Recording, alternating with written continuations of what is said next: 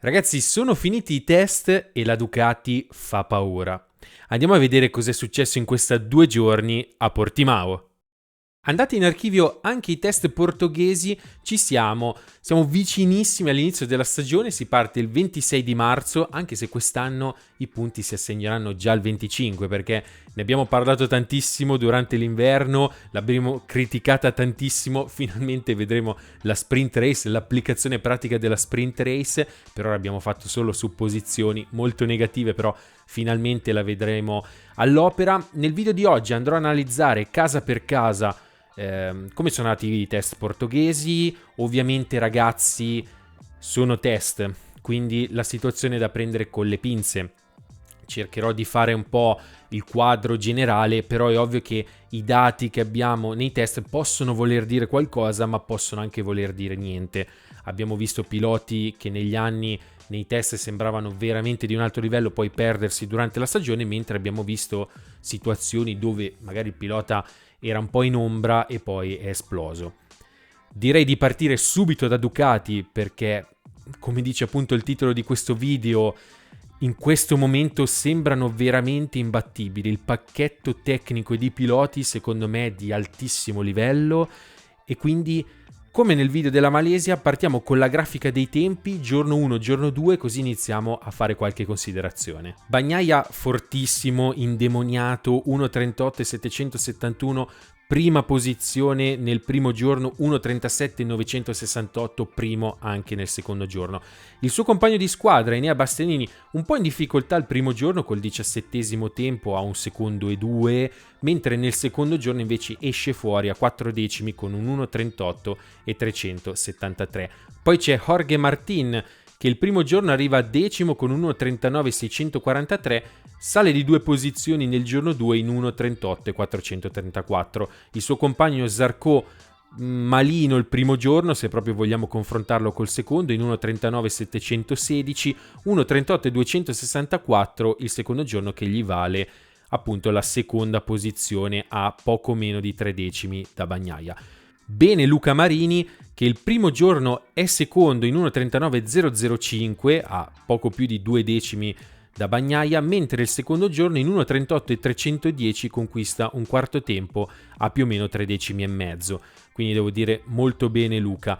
Bene anche Bezzecchi, il primo giorno in 1.39.608 con il settimo tempo, mentre il secondo giorno in 1.38.351 conquista il quinto tempo. Per quanto riguarda il team Gresini, invece, Alex Marquez il primo giorno strappa un 1.39.336 che gli vale il quarto tempo, 1.38.402 che gli vale il settimo tempo nel secondo giorno. Per quanto riguarda Digia, invece, c'è solo il tempo del primo giorno, 1.39.641. Sappiamo che purtroppo ha avuto una caduta che gli ha compromesso il secondo giorno. 7 Ducati nelle prime 10 posizioni, con l'eccezione di Fabio Quartararo nelle primissime posizioni, la dicono lunga sulla situazione che a Portimao sembra veramente definita, così come lo era Sepang. 2 piste dove Ducati si conferma competitiva, e secondo me questo è già un dato importante, perché comunque sono 2 piste diverse, 2 piste dove abbiamo visto dei saliscendi da parte di altre case con altri piloti, mentre Ducati sta dimostrando veramente una costanza incredibile a livello di prestazione più o meno con tutti i piloti. Dichiarazioni positive, tutto sommato forse l'unico che non è stato veramente così contento è Bezzecchi, che però ha raggiunto, direi, comunque dei buoni risultati. Tanti dubbi più che altro magari sulla scelta delle gomme per la sprint race, però questo qua alla fine è un problema che avranno tutti, bisognerà capirla un po' questa sprint race. Tante simulazioni di sprint race, quindi si sta cercando di iniziare a mettere in pratica quello che fino ad ora veramente è sono semplicemente considerazioni che si fanno. A livello tecnico secondo me ci vorrà probabilmente qualche sabato per comprendere. Può essere che le prime porteranno un po' a degli errori magari di valutazione, però ci sta. Partirei con il numero 1, il campione del mondo. Andiamo a leggere le sue dichiarazioni, così poi le commentiamo. Sono contento perché abbiamo lavorato tanto in questi test e le cose hanno sempre funzionato un pochino meglio. Oggi abbiamo capito che la moto nuova mi piace più della vecchia, perché si adatta ancora di più al mio stile. riesco a fare un po' tutto quello che voglio, sia con le gomme nuove che con quelle usate. Penso che siamo pronti per cominciare. E noi siamo pronti ad affibbiargli l'etichetta di favorito per il mondiale, ma ragazzi, io credo che la situazione sia abbastanza chiara e soprattutto confrontandola con quella dei test dell'anno scorso ci dà, secondo me, una visione chiara di come può partire Bagnaia quest'anno. Nel 2022 i test non erano andati benissimo, il feeling con la GP22 faticava a venire fuori, mentre ora il feeling c'è. Addirittura Bagnaia dice: la moto di quest'anno mi piace più di quella vecchia, posso fare tutto quello che voglio, quindi credo che la GP23 veramente gli sia stata cucita addosso ed è pronto per andare forte da subito. L'anno scorso ha fatto una stagione incredibile che l'ha portato a vincere il mondiale partendo male, quindi chi lo sa, quest'anno partendo bene cosa può fare. Il suo compagno di squadra invece un pochettino più in difficoltà. Allora, difficoltà se paragonato a Bagnaia, però secondo me è già sulla buona strada. Comunque la responsabilità di essere un team factory è diversa, tanto sviluppo, tante decisioni da prendere, comunque anche molta pressione che magari in Gresini era diversa, ora è veramente agli occhi puntati, anche perché comunque noi tutti lo consideriamo probabilmente come il principale avversario di Bagnaia. Enea Bastianini ha detto queste parole: ci manca ancora qualcosa per giocarci la vittoria, però credo che ci siamo sistemati abbastanza, visto dove eravamo. Aver fatto un progresso così significa che abbiamo lavorato bene. Io ho capito un po' di cose e ovviamente la squadra sta iniziando a conoscermi e a capire di cosa ho bisogno. Come vi dicevo, è un processo di apprendimento, non è così scontato arrivare nel Team Factory e avere già tutta la confidenza di questo mondo. Secondo me per Enea servirà qualche gara, però il valore non si discute, è andato comunque bene, il primo giorno ha dovuto sistemare qualcosa, però gradualmente credo che arriverà a un livello veramente altissimo. Continuiamo a parlare di Ducati perché il team Pramac è andato molto bene, sia Jorge Martin che Johan Zarco.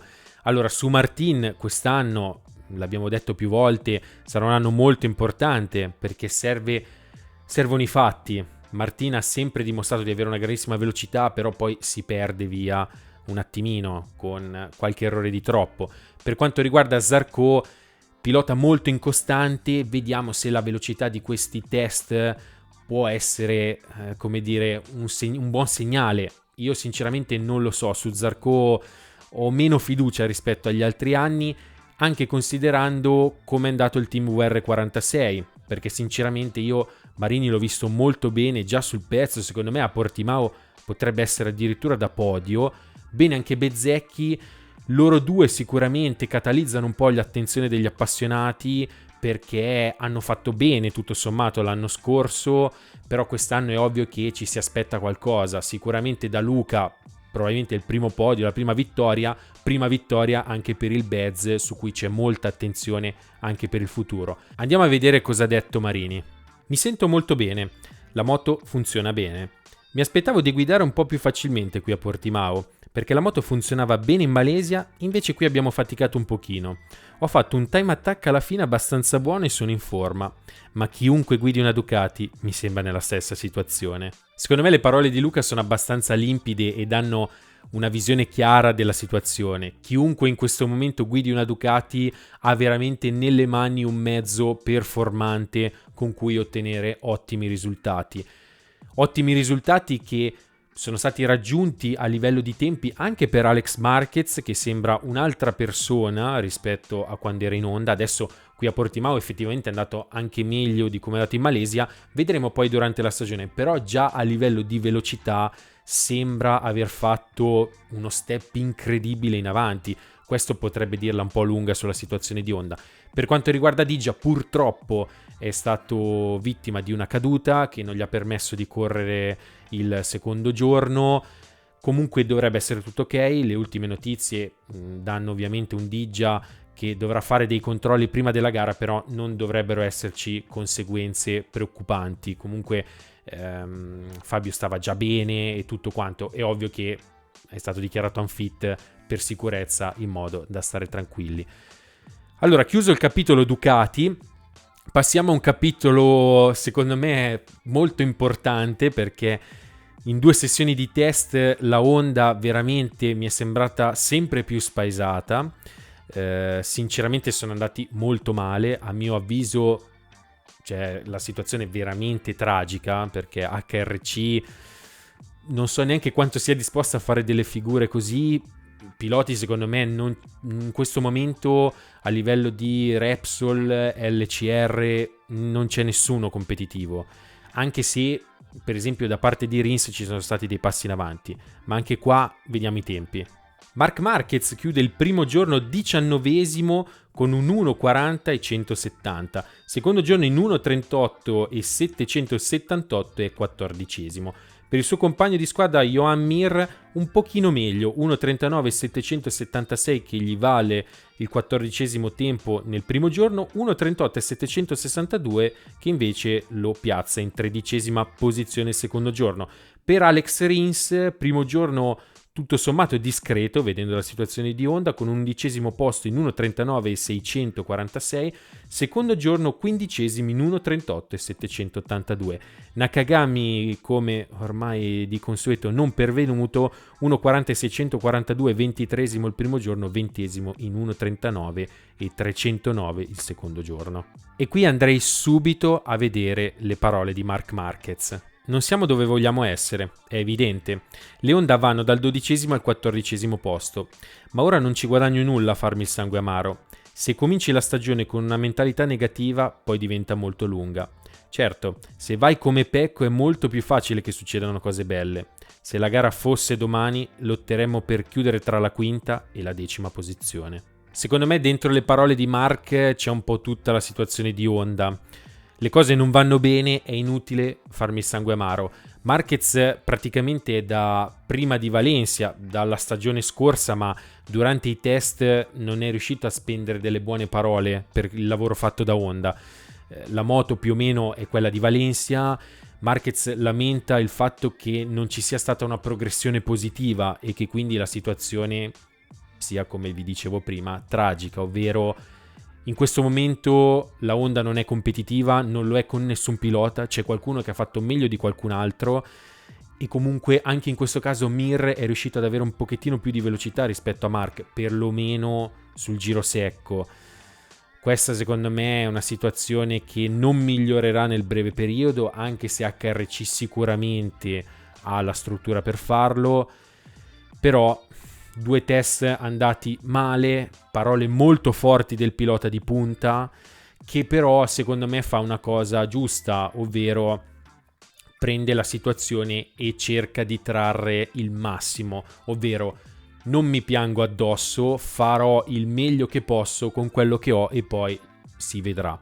Quindi credo che più o meno questa sia la filosofia che vale per Marc, e poi negli altri casi avrà lo stesso valore, anche se per quanto riguarda Joan Mir e Alex Rins c'è comunque il fattore di apprendimento, per loro è tutto nuovo e questa cosa forse da un lato potrebbe anche favorirli perché si devono approcciare a qualcosa che non conoscono. Abbiamo visto in tante situazioni nel passato piloti che dopo tanti anni con una moto hanno fatto fatica a riadattarsi a un altro mezzo. Loro hanno lavorato con Suzuki, hanno guidato la Suzuki, Mir ci ha vinto un mondiale.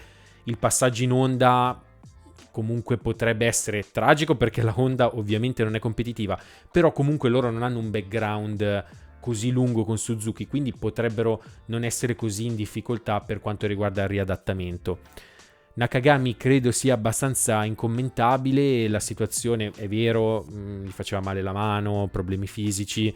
Nakagami ormai sono 2 anni che fa fatica, quindi non lo so, sinceramente in questo caso credo che si andrà verso una sua ultima stagione in MotoGP probabilmente. Passiamo dalla Honda alla Yamaha, altra situazione che va guardata con molta attenzione perché a Portimao Quartararo non è andato male, anzi è andato bene, sia nel giro secco sia nelle simulazioni di gara. Però cosa c'è da dire? Qua faccio una premessa importante, ne abbiamo parlato anche l'altra sera in live. Comunque sia, a Portimao l'anno scorso Fabio Quartararo ha vinto, quindi è una pista dove è andato forte, dove comunque la Yamaha era in difficoltà anche l'anno scorso, ma in questa pista è riuscita a esprimersi bene. Vediamo i tempi e poi commentiamo la cosa. Quartararo fa ottavo il primo giorno in 1.39.614, terzo tempo invece il secondo giorno in 1.38.302. Per Franco Morbidelli situazione veramente tragica, 1.44.114 che gli vale la 21esima posizione il primo giorno, secondo giorno che chiude in 19esima posizione con un 1.39.066. Sicuramente passi in avanti per quanto riguarda Quartararo, però come vi dicevo poco fa c'è anche da considerare che a Portimao l'anno scorso era andato molto bene, però questo fa ben sperare per la prima gara. Per quanto riguarda Yamaha, anche in questo caso andrei a leggere le parole di Quartararo perché ci sono delle cose molto interessanti. Abbiamo capito dove fosse il problema. Mi manca ancora qualcosa sul feeling, ma su questa pista non avevo mai fatto 1.38, quindi è andata molto bene. Siamo in una posizione migliore, anche se non siamo dove vogliamo, ma penso che questo sia già un grande passo. Inoltre, il grip nei test è diverso rispetto alle gare, quindi spero che questo ci aiuti. Per 4 anni abbiamo avuto praticamente la stessa moto, ma quest'anno abbiamo cambiato troppo. La nostra moto è diventata completamente diversa e ci siamo persi. Siamo tornati indietro a quello che avevamo in passato, ma con piccole modifiche. Le prime gare saranno difficili, ma se Yamaha continua a lavorare e a portare cose, possiamo stare lì nella seconda parte di stagione. Questa è un po' la situazione di Yamaha, una moto che ha subito poche modifiche nel corso delle ultime stagioni e improvvisamente è cambiata completamente, mettendo ancora più in difficoltà Quartararo e a sua volta Morbidelli. A sentire Quartararo ci sono delle cose buone, ovvero si è ritornati a un setup precedente con qualche modifica, e questo gli ha ridato buone sensazioni che effettivamente sui tempi si vedono. C'è da verificare poi se effettivamente quello che è stato il cambio al motore con un po' più di velocità potrà dare qualcosa. Io sinceramente aspetterei a fare delle valutazioni perché Yamaha credo sia comunque ancora in difficoltà. Insieme ad Honda anche Quartararo comunque nelle sue parole c'è quella frase non siamo dove vogliamo, c'è un po' di frustrazione nel non riuscire ad essere competitivi e a vedere la Ducati che invece in questo momento sembra veramente non sbagliare nessuna mossa. Altra situazione complicata invece è quella di KTM che a mio avviso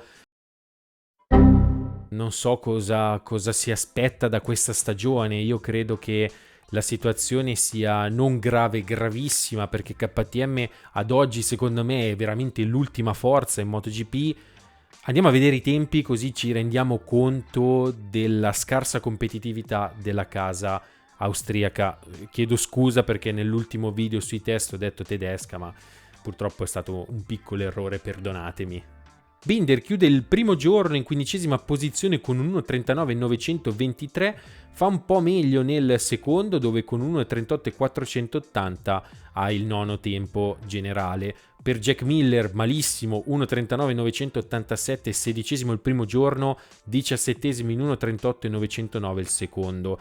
Per Pol Espargarò 22esimo posto il primo giorno in 1.40.507, 1.38.874 è 18esimo invece nel secondo giorno. Per Fernandez 24esimo posto e 21esimo, però anche qua c'è da dire che comunque stiamo parlando dell'unico rookie di questa stagione. KTM prende schiaffi e gli schiaffi sono veramente pesanti.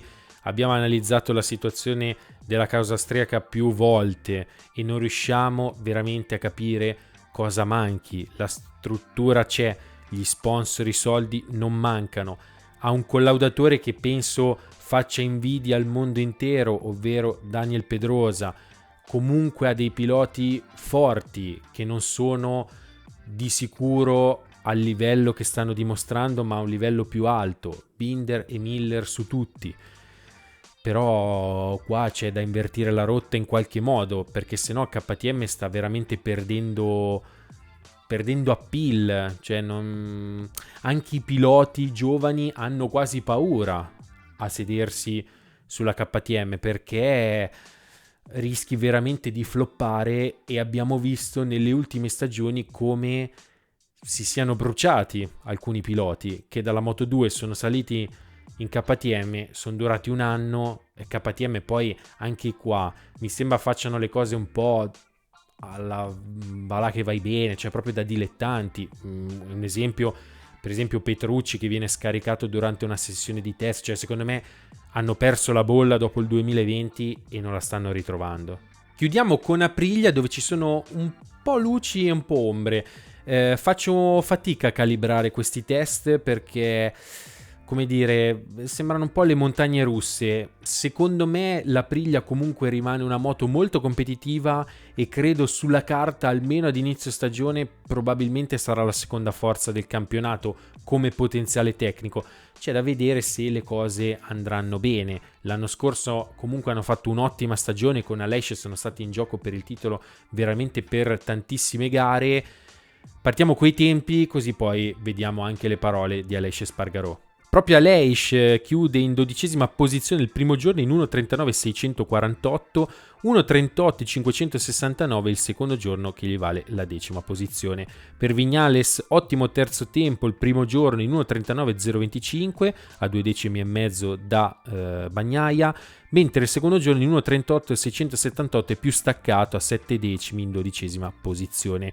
Miguel Oliveira bene il primo giorno, comunque sesto a poco più di 6 decimi dal leader in 1.39.466, il secondo giorno in 1.38.584 conquista l'11° tempo.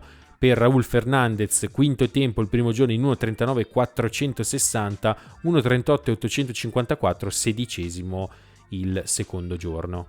Vediamo subito le parole di Aleix Espargaró, che spiega bene anche la sua situazione. Ho il braccio destro abbastanza infiammato, non ho forza per guidare, mi sono dovuto fermare. Sembra che sia necessaria un'operazione, farò ulteriori controlli, forse c'è una fibrosi nel muscolo. Se così fosse dovrei sottopormi subito a un intervento. Comunque la nuova Aprilia non è male, ma non dimentichiamo che questi sono solo dei test, bisogna analizzare tutto molto bene. Anche queste sono parole sacrosante, bisogna analizzare tutto bene, sono solo dei test. C'è da dire che Aleix probabilmente non è riuscito ad esprimersi al top per appunto questo problema fisico, quindi sarà da rivalutare. Speriamo che con l'intervento la situazione migliori e possa essere in forma nel primo weekend di gare. Anche Viñales un po' sali e scendi, Maverick lo conosciamo, è un pilota che ha dei picchi di entusiasmo veramente clamorosi e poi dei down quasi di depressione sportiva altrettanto clamorosi. Come vi dicevo poco fa, secondo me Aprilia ha un buon pacchetto. Forse nei test di Portimao non era bilanciatissima, non ha fatto vedere proprio tutto il suo potenziale, ma io credo che sia i due piloti ufficiali, sia i due del team RNF possano fare bene, possano far vedere qualcosa già a Portimao, approfittando magari anche della difficoltà di Honda e KTM su tutti. Quindi direi che a questo punto non ci rimane altro che prendere tutto quello che abbiamo visto in questi test e metterlo da parte e lanciarci verso il primo weekend della stagione. Portimao 26 marzo.